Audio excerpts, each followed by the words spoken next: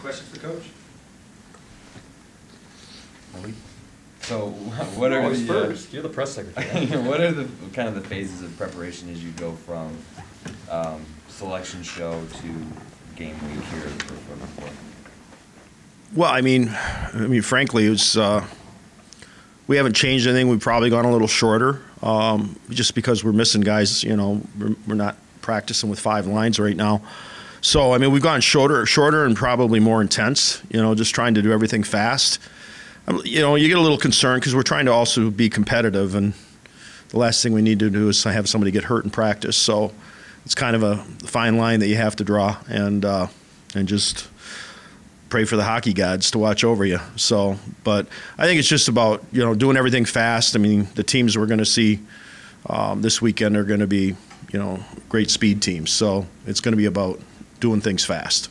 As you've kind of dived in a little more to Denver, I know you played them last year. You can draw on that a little. What do you know about them now that you've been able to review them a little more? Well, I mean, they're, you know, first of all, say they're well coached. But you know, I think the biggest thing is they, you know, they've got some veteran guys there that, you know, that really make a big difference on their team, but they also have some great young players too. I mean, they have the dynamics Finnish player up front, and Troy Terry is, you know, exceptionally good. He's their version of Anders Bjork. You know, he's got the same skill set. And the Finnish player, I mean, it's the first time I've really watched him close. He's a freshman, and he's projected to be a first-round draft pick, and you know, he's pretty dynamic as well. But their top 2 lines are really skilled, and it's not like they fall off a lot with their 3rd and 4th lines. But I really think it's about their defensive core that makes the biggest difference for them. They were very mobile. You know, they're all jumping into the play. They're a great transition team, and they're very offensive-minded. You know, and that's their game, and that's the best part of their defensive game is the puck possession. They do a great job in the cycle and the O-zone, which we saw last year, you know, over New Year's weekend. And the only reason we were in those 2 games was because of Cal, you know, because they certainly outshot us, and they had more possession time than we did. So, but I'd like to believe that we're better than we were at that point last year, coming off Christmas break and playing out west with the elevation issues. And, you know, I'm not going to say that was an excuse, but we came away with 2 ties, but like I said, most of that was on Cal. I wanted to ask about Cal. We talked a lot at the beginning of the year about him being a captain and kind of the novelty of that. How has that played out as the season has gone on in terms of, I guess, on the ice logistics of him being the captain and how he's been in the room? You know, the way I look at it is just the chemistry of the team, and I look at, you know, knock on wood, it's been an uneventful year off the ice, you know, socially, academically. It's been uneventful. So in that way, you know, I have to assume that he's done a great job, and the leadership group has done a great job of making sure that they stayed together. You know, I'm sure they had their fun together, but more importantly is that I think that they care about each other, and that's an important component to winning, is that you have to be willing to sacrifice for the guy next to you. And if you care about each other, that's, you know, I talked in the opening meeting to them about that being a priority, you know, is that they have to not just like each other, they have to care for each other, you know, and there's a difference. And it's, you know, it's important that, you know, that a guy like Cal, who brings it every day on the ice, in practice or in games, in the weight room, you know, he can lead by example too. So I don't think he has to be a big voice necessarily, but I think he probably speaks when he needs to. Do you expect him to be a steadying presence for these guys on a much bigger stage this week? I hope so. I mean, I hope that, you know, our whole, you know, a number of our juniors, you know, are that. It's not just about Cal. It's got to be about Evans and Bjork and Gross and Ripley. I mean, it has to be about, you know, the junior class, because we don't have a senior class with the exception of Ben Osley, who's playing. So I think that's going to be important, you know. And I'm hoping too that, having gone through the big building mindset in Boston, you know, that's behind us now, and hopefully that we don't, you know, I thought in Boston we were mesmerized a bit by the moment, and I think that, you know, this is going to be even a bigger moment. But having gone through that and then recovered from it to come back and have a great weekend last weekend, I think that puts us in a better position to go in there and, do what we can to win. What is it about goalies that they aren't captains? He's the only one in Division I. What is it about the goalie in general, and what is it about him in particular that makes him? Well, I think it's it's an uncommon thing, basically, because the captain in hockey seems to have a much bigger aura than any other sport. Because when you think of the great captains, you think of, at least I do, I think of guys like Mark Messier, and I think of Steve Yzerman, and I think of, some of the great captains the guys that have wore the C, over the years. And, I think back to my days in Detroit, like Alex Del Vecchio and guys way back when, and even now, Sidney Crosby. They're not just great players, but they're the leaders of their teams, and it seems to have a bigger aura to it. And I think that because of that, I think that there's more press time, there's more community service type things. You're called upon to do a lot of things, and most coaches are probably not going to want their goaltender to have to be distracted by a lot of other things, outside that and outside of just playing the game. And the other thing is that, it's a rule. In the National Hockey League, you can't be a captain. And in college hockey, you can, but you can't communicate with the officials, which I wouldn't want anyways. But at the college level, to me, it's more about the captains, the great captains that we've had here have been the best team builders, have been the best guys to make sure the guys are all on the same page. That they're the guys that make sure guys, toe the line when they need to. They're the guys that are more involved when the coaches aren't around. I think that. And having alternate captains allows them to be more of a factor on the ice during the game and let Cal do his job. And, for me, it was just more about him and his character and the fact that he is a hard worker and he's a humble guy and he's not aloof like a lot of goalies are. He's a normal kid. Did you say aloof or a goof? Both. But in some cases, both. But I'm an ex-goaltender, so you can take that for what it's worth. But, and frankly, the good captains I've had here, too, have always been very close, and I've been on the same page with them. I have a relationship with them. I understand them. They understand me. And I think that they probably can ease the pain sometimes when I have to make tough decisions, because they know they know why I'm making decisions in the best interest of the team, and sometimes they have to make choices that are in the best interest of the team. Excitement of, okay, we're going to the Frozen Four, and then for the players to have to wait 10 days or so, just keeping them, I don't want to say engaged, but just they're excited, they're ready to go, and then they're waiting such a long period of time. In some ways, it might be a good thing, just in the fact that the elation of winning in the regional, there's been a lot of talk about Denver having been through it last year and how when they beat Ferris State to go to the Frozen Four, how their big celebration. I felt that last time we played in Manchester, is that sometimes that was such a big deal to us, is that I thought that, when we went to Manchester, I thought that we weren't as engaged. Like, hey, it's like we made it, and we've really tried to guard against that a little bit more this time, by making sure that we got right back on track emotionally. Because it is a big event when you get to the Frozen Four, and and the guys were, the way it happened for us, obviously being in overtime, makes it that much more of a celebration. Let's put it that way. But I let them enjoy it, and then afterwards I just told them we just have to get right back on the saddle and get going again. There's more to play for, and I think the fact that we do have a bigger junior class helps, but we still have a fairly young team, so I'm hoping that that they can just put it back together, but that maybe that additional time might have given them time to calm down from the excitement of being there. I know it's been a while since you guys have been there, since 2011, but I think the stat you guys put out, only 3 teams have gone to the Frozen Four 3 times in the last 10 years, and you're one of them. What's that say about your program that you're one of just 3 teams to do that? I think that's great, but to me, it's still about winning it.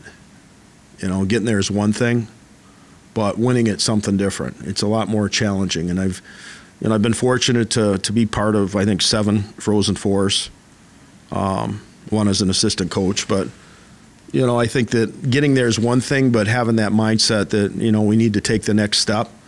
And it's never easy. Like I've said many times, is that, everything has to kind of go your way for it to win it.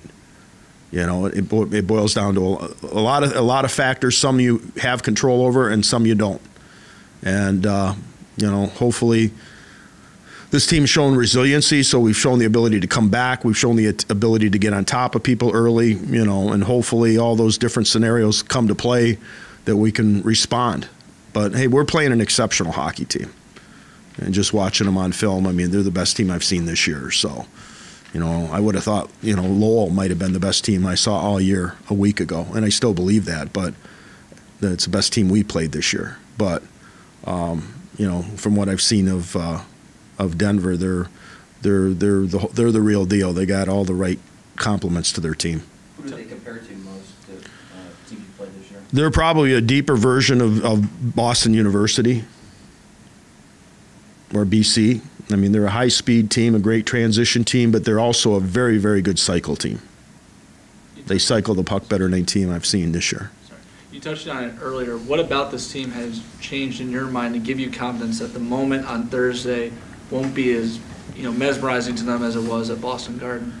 Well, I'm sure that there's going to be some energy early on, and we just have to make sure that we have to we have to take care of the things that help control momentum. If we take penalties or make bad turnovers, that puts us in a situation where that is magnified. We have to take care of the puck first and foremost, and we have to play with discipline. Anders said before the regional that the last month of the season you guys were playing desperate hockey. Is that just a mindset you want this team to keep rolling with? If we want to win a national championship, we have to play desperate hockey. Yeah.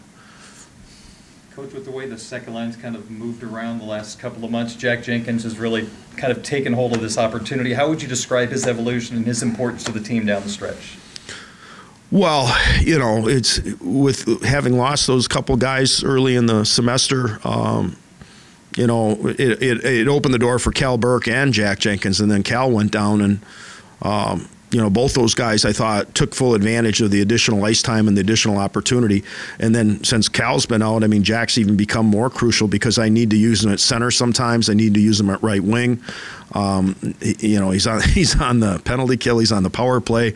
When he started the year, he was fighting to be in the third line and maybe killing penalties. But now he's being called upon to do a lot more. And hey, listen, he has been a godsend for us. I mean, with his energy and his work ethic and his competitiveness, I mean, he does all the things that you need to have to be a first line guy or to be a fourth line guy. It doesn't matter. To be successful, if you play with that kind of fire and passion, I'll take 10 more of them. And just a quick thought on Butcher. I know their defense score is pretty solid, but Butcher stands out, obviously being a Hobie Baker guy. What stands about his game when you watch him on film? Just really smart, poised. He's a character. I know he's a character kid. He actually played in the national program. I remember him really well when he played there. God bless Denver for keeping him for 4 years. I mean, a player of that caliber that plays his senior year, to me, I give that kid a lot of credit, because he's going to get a chance to, to play for a national championship as a senior, and, that's the reason why kids stay. And he's really smart. He's aggressive. He jumps into the play. He's really good on his first touches, getting back to the puck and making good breakout passes. He's probably, the most dynamic or best defenseman in the country at this point. He logs a lot of minutes. He's the captain. He's the guy that stirs the drink for that team. Jeff, given coaches talk a lot about wanting to peak in the playoffs, and given kind of what you guys have done to get home ice in your league playoffs and then getting your Final Four than what you did 2 weeks ago, do you feel like you guys are playing your best hockey right now when it counts? We have. I mean, over the last several weeks, we've played great hockey. I mean, we played some tough teams down the stretch, and we got better and we got better. I've said it many times. The chemistry of the team switched around a little bit with Hurley out, and then Joe Wegworth was out, and Nardella was out, and then Cal Burke's been out. I mean, it says a lot about the guts of this team. I mean, our defense has improved a lot. The young group of defensemen has improved a lot. Obviously, we get great goaltending every night. But I mean, the work ethic of our forwards, and I think the biggest thing is that the selflessness of our forwards has gotten better. You know, I mean, Anders Bjork wants to beat everybody one-on-one. And when you see Anders Bjork last week chipping pucks in, that's a sign that they want to win. And that's, to me, you know, Jake Evans is another guy. I mean, our skilled guys, a number of them, they want to make plays at the offensive blue line. And this, I mean, you just can't do it against the quality of teams that you're playing, against the quality of defensemen that you're going up against. It's just, you know, you gotta play like we played last week, and you got to chip pucks by their D. You got to be patient. You got to wait to score that goal that's going to win you the game. You know, you have to just play with poise and patience. And I think that our forwards have learned to do that. Our defensemen, you know, certainly improved. And like I said, we've gotten great goaltending, so that's a good combination to whether we're, you know, hopefully we're just on the edge going up the peak, not on the other side of it. So. Having been to the Frozen Four and won a couple of times, I'm curious in your recollections to your two Lake State teams, did they have any similarities to this team? Maybe the team in '92. There might be some similarities.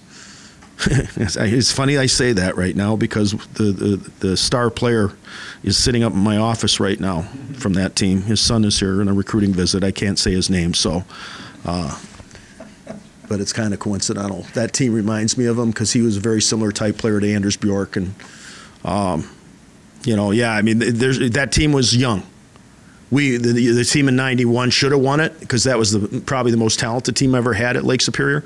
And then we lost, I think we lost 10 seniors, and Dougie Waite signed as a sophomore, and we won the national championship that year in '92 with a real young group. So there's some similarities to that team.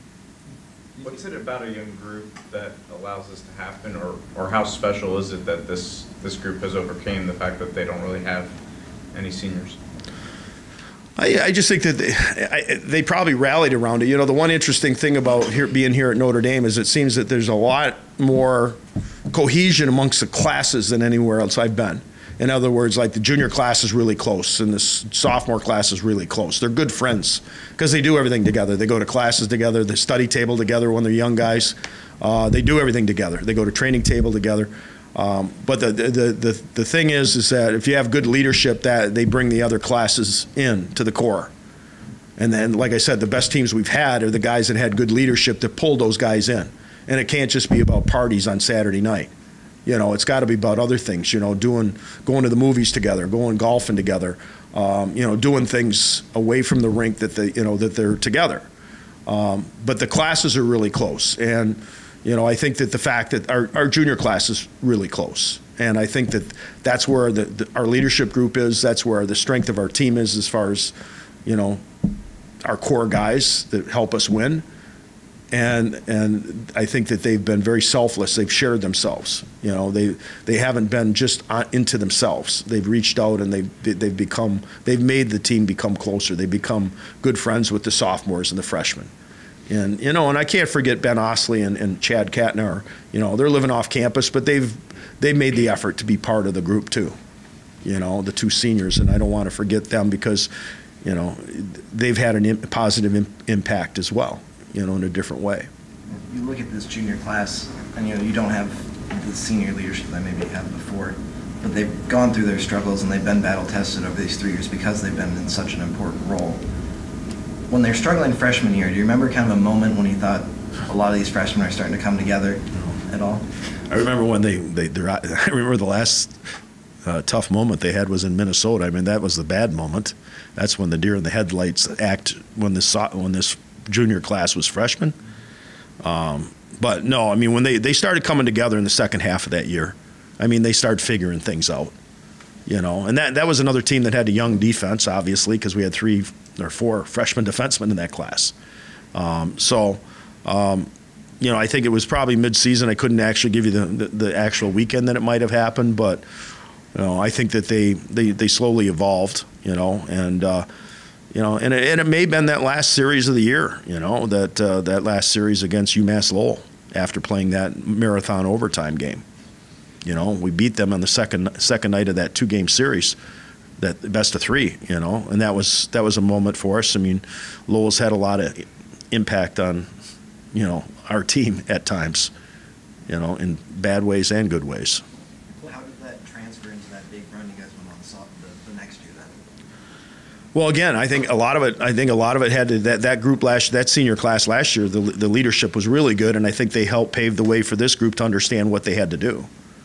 Fogarty and Hare and DePauli and Andy Ryan. I mean, that was a real solid group of leaders too, and I think that they were pretty close to that junior class. I think, but that junior class was easily approachable because they're good kids. And they get along with everyone. So I think that last year's senior class kind of trained them a little bit, especially Cal and Jake and probably guys like Jordan Gross and Anders. Playing this in Chicago, do you think you'll have a pro Notre Dame crowd, and can that help? I remember when we played in Denver, we had a great crowd. I think half of it was North Dakota fans that were booing against Boston College. Yep. They were ND fans, the wrong ND, but it felt good to have that kind of support. Sure, it's great. It'll be fun to have some kind of support in there. If we have a big crowd, that would be awesome. It'll be a lifetime experience for these guys. Not as big as the winning the national championship, but that would make it that much more special. Coach, just one side subject while you're on the ice. The NHL announced that the players aren't going to go to the Olympics. What could that mean to college players? Is that something you think college players would want to be a part of? I think it'll depend on what the rules are, because if